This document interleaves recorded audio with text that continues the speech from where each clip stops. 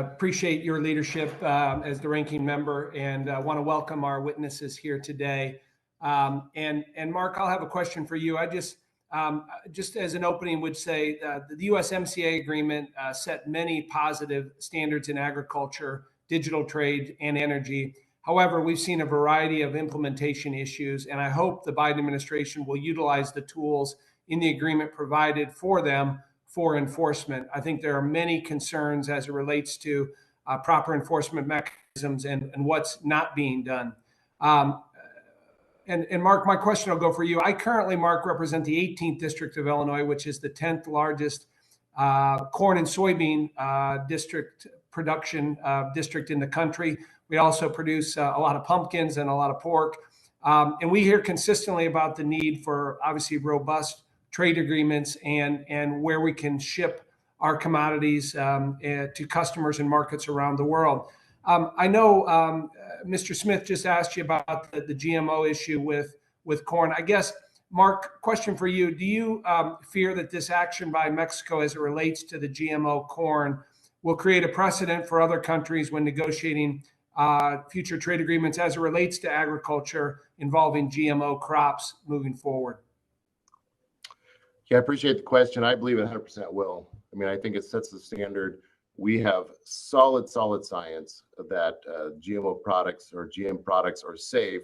And so to have a country really without scientific basis, I would say, my opinion, from probably society pushing back social issues, we are in a world that we have a growing population, and we have growing concerns of food insecurity.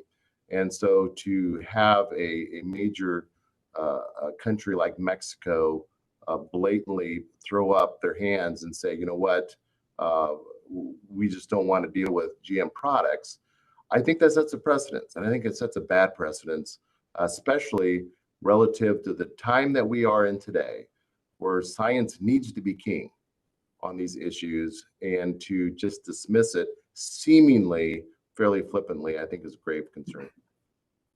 Well, thank you for that. And then in terms of, I guess, can you give your opinion as we look at U.S. agriculture innovation and particularly biotechnology and the competitiveness there in utilizing the enforcement tools as provided by USMCA?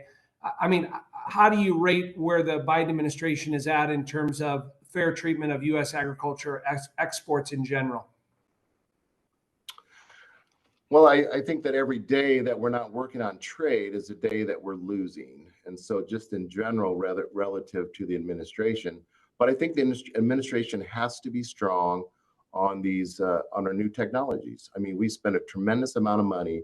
We go through all the years and years to get different traits accepted or FDA approved, and then to not be able to trade those around the world and not have an administration, I would say, very strongly say the U.S. produces the safest product in the world. We're the breadbasket of the world, and then to not have a very strong stance on our labeling, on our approval process, and level the playing field that the countries we trade with recognize, that I think is really important, and I think that has to come from the top. Yeah.